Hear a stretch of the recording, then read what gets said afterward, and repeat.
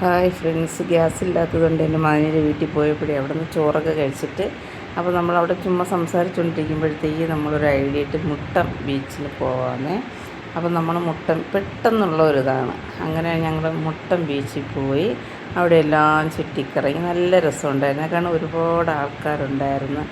റംസാനായിരുന്നില്ലേ ഇന്നലെ, അപ്പോൾ അതിൻ്റേതായിട്ട് ഇന്ന് ഒരുപാട് ആൾക്കാർ മുട്ടത്തുണ്ടായിരുന്നു. ഭയങ്കര വെയിലാണ്. കാണാൻ നമുക്ക് ഒരിടത്തും നിൽക്കാനൊന്നും പറ്റിയില്ല. നമ്മൾ വൈകിട്ടാണ് വീട്ടിൽ നിന്ന് ഇറങ്ങി 4 മണിക്ക് ശേഷമാണ് പോയെങ്കിലും ഭയങ്കര വെയിലായിരുന്നു.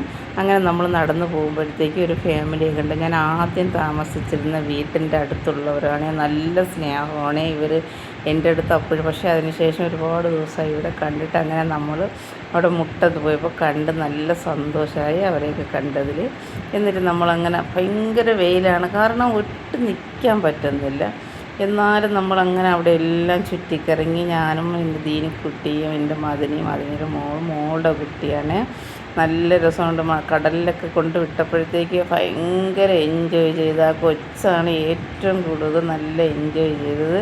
കണ്ടോ, വെള്ളം ഇങ്ങനെ തിരയടിച്ച് വരുമ്പോഴത്തേക്ക് ആ വെള്ളത്തിൻ്റെ അടുത്ത് നിന്ന് ആ കാല് വെച്ച് നല്ല ഇതാണ്. കാരണം നമ്മൾ തിരിച്ച് വരുമ്പോഴത്തേക്ക് വരേ ചെയ്യില്ല, ഭയങ്കര ഇതായിരുന്നു.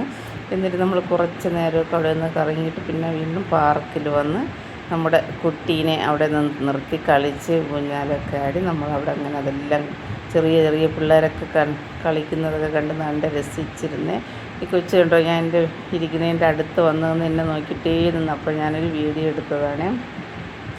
പിന്നെ നമ്മൾ അവിടെ നിന്ന് തിരിച്ച് തിങ്കൾ ചന്തയിലൊരു പാർക്കുണ്ട്, അവിടെ വന്ന് കുറേ നേരം ഇരുന്നിട്ട് വീട്ടിൽ പോയപ്പോൾ എൻ്റെ മകൻ്റെ വീട്ടിൻ്റെ അടുത്ത് ഈ റംസാൻ പ്രമാണിച്ച് പരിപാടി നടക്കുകയായിരുന്നു.